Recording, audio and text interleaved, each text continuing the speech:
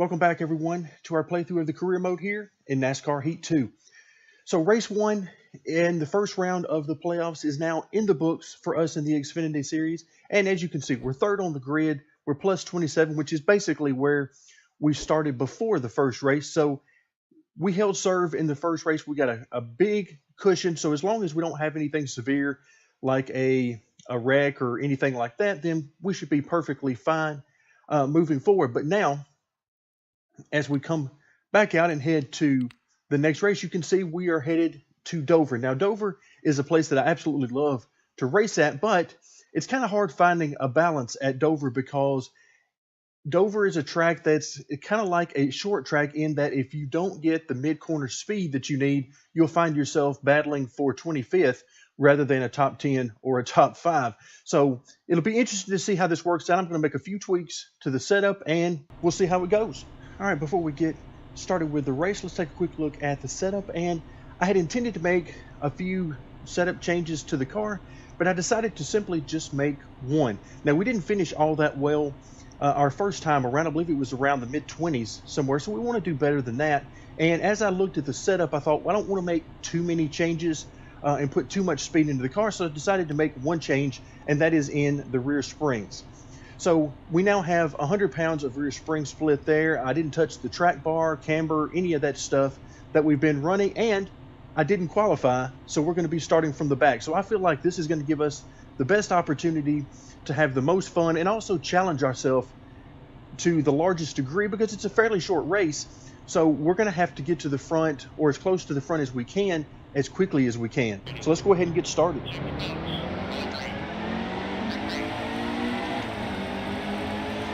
All right, here we go, green flag from Dover, and once again, we are starting from the back. I'm gonna try to squeeze down on the bottom here and just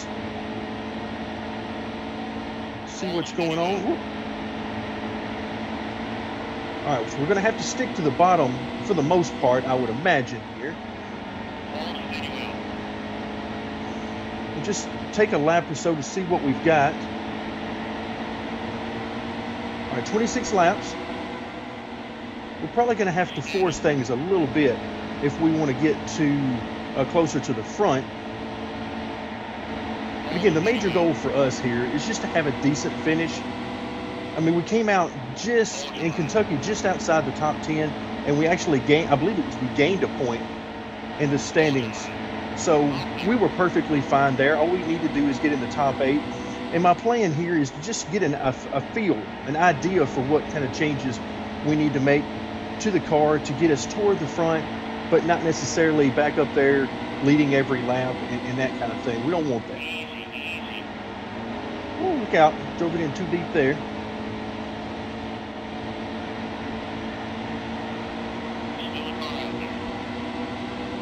All right, still braking on corner entry and just taking it pretty simple. For the most part anyway, when I remember not to drive it in too deep.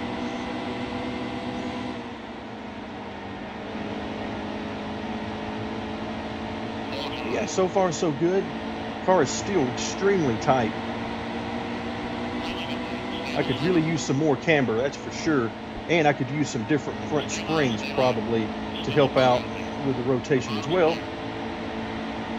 But again, that's just me sort of thinking from a driver's perspective, not from a series perspective and a career mode perspective about what we want the car to do rather than what it actually can do. All right, so you can see I can pretty easily pass these guys on the bottom. I'm just trying to make sure I don't get us in a precarious situation.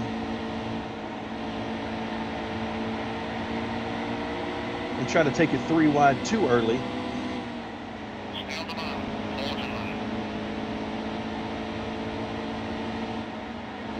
Yeah, it's still really tight, particularly on exit.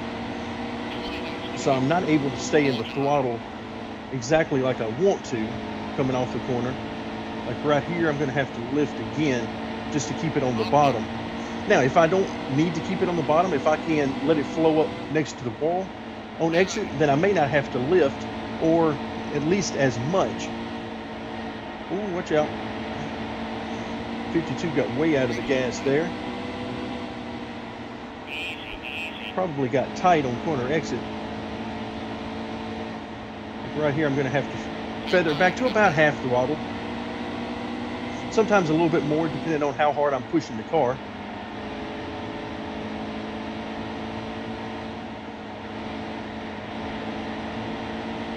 All right, we're up to 26, lap 8 of 26. And again, it's just very hard to pass at this place because it's hard to pass multiple cars at one time. Ooh, once again, Suarez had to get out of it on corner entry.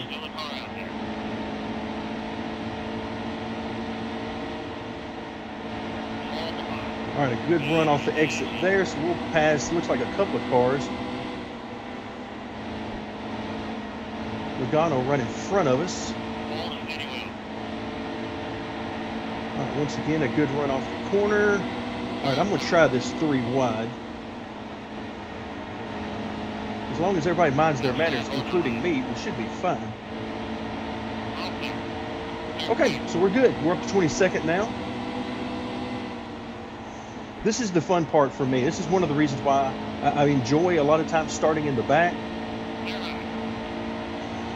Because starting in the back gives us the opportunity to pass the most cars. As long as the traffic is not too bad and we can thread our way through, we should be fine to get a decent finish. But another thing that it does is it makes it very difficult for us to win with these modified setups simply because we don't have the speed or the number of laps to get there. All right, there's Gaughan, who is in the worst shape right now in the playoffs. He's the one who needs to make up points the most. And it looks like from where he's running right now, he is not having a good day. All right, so we're nearly halfway through. We're basically halfway through this race. We've made our way just inside the top 20. All right, Gaughan is not wanting to give us the bottom.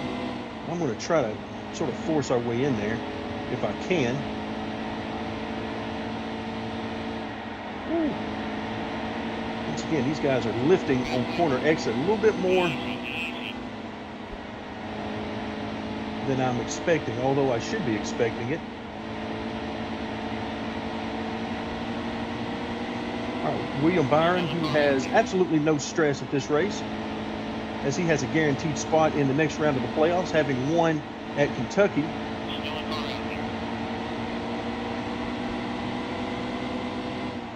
Still a little surprised to see him this far back in the field, though.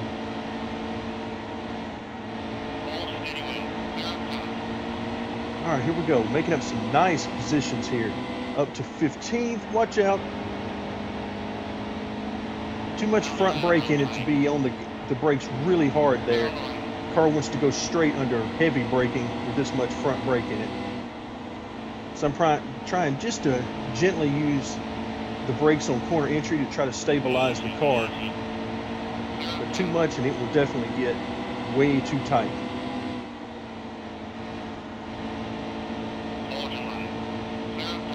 All right, there we go.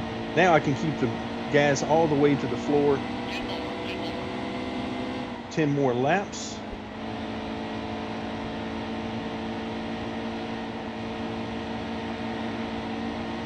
Here we go. Once again, William Byron giving us a lane. And we make up another spot to 13th. All right, so far so good. This is kind of what I was hoping for. Again, we don't want to, at this point, I still don't want to run up front leading all the laps and, you know, just racing through the field. So this is a pretty good run for us right now. We're up inside the top 15, and we've got a shot, a realistic shot at a top 10, assuming that each of these cars in front of us are for position, and none of them are lap cars anyway. All right, so right now I can be a lot more aggressive with the throttle. Harvick's running some pretty good laps, although we're definitely quicker. Let's see if we can set him up for the next couple of corners for a pass. Good thing is we are also closing in on that pack right in front of Harvick. All right, here we go. Good run off the corner. better than Harvick. That's the main thing. See if we can get to his inside. All right, excellent. There's Brendan Poole directly in front of us. Let's see if we can get to his inside as well.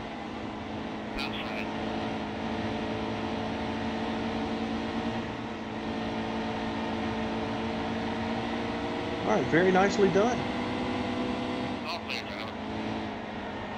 The AI are giving us room. That's what I like. Because when they race us by giving us room, I'm trying to give them room. That's how I enjoy racing. All right, we got a good run here. Let's try to get to the inside of 33. All right, this would, if we can close out this pass. Ooh, really tight there. This would put us in the top 10. All right, I like it with, what, 4 laps to go, I believe, something like that. Cole Custer, nice run on him. Let's try to move up yet another spot.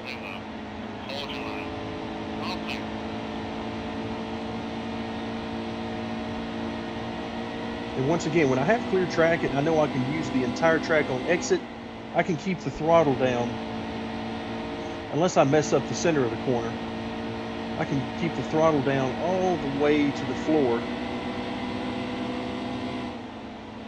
All right, they left the bottom open for me there. I don't know if I'm going to be able to have the speed on exit. Really tight there. Trying to leave everybody room.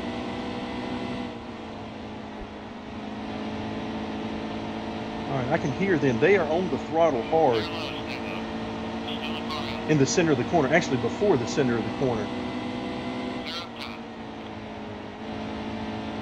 So they're getting back to the throttle before me, which is probably one of the reasons why they are having to lift again on exit. All right, last lap, I almost missed it. I faintly heard in my ear him saying that this was the last lap. So we're in 7th. I don't know that we're going to have a shot at these guys in front of us. Let's see if we've got anything for them on corner exit. Almost got it down too low. All right, so nothing there for us at the very end, but we come home 7th. So I'm pretty happy with that. We made our way all the way up through the field into 7th place by the end, and that was a lot of fun race. A lot of fun racing the AI cars there. Very nice. You can see we were about 5 seconds out of the lead. There at the end, let's let it scroll back through because I really want to see who won this race. Ty Dillon, okay. So very nice. I saw a few of our playoff contenders there ahead of us. All right, there we go. We finally reached 7 million in the bank account. And so now we have 2 playoff contenders that have victories and are guaranteed spots in the next round. And Ty Dillon needed that. You can see he's only a plus 11 as far as points. So he was in bad shape before this race started. And now, obviously, he is in tremendous shape heading into the final race of this first stage. But other than that, once again, I believe we actually gained another point. So we're in good shape. We're at 28 points above the cutoff line. But if we look down below the cutoff line, you can see that Brendan Gaughan did not have a good race that he needed to make up some points. He and Jeremy Clements are at the very bottom and not looking good. They're basically in a must-win situation, whereas Daniel Hemrick is right there on the cutoff line. An 8-point lead over 2 drivers, Brendan Poole and Daniel Suarez. Other than that, Blake Cook is looking pretty good. And then above that, we're all plus 20 or above. So it should be interesting heading into the final race. Let's go ahead and head back to the main menu. Oh, wow. So we had the fastest lap in that race. That means we had the speed. We just run out of time to get to the front, which is kind of the idea. We had speed, but not enough speed that we could make up all those spots in the time allowed. All right, so now it shows we're in 4th spot, which is perfectly fine in the playoffs. And now we're headed to Charlotte. Charlotte is an interesting track for a mile and a half because turns 3 and 4 are just weird. They feel very weird in the car. It's almost like the shape of the corner is just off or something. But anyway, that's how the car feels at Charlotte. So it's not a lot of room to pass there. So Charlotte is going to be difficult for us to make up a lot of spots. But of course, that will be in our next video. For now, thank you very much for joining me, and stay tuned for more NASCAR Heat 2.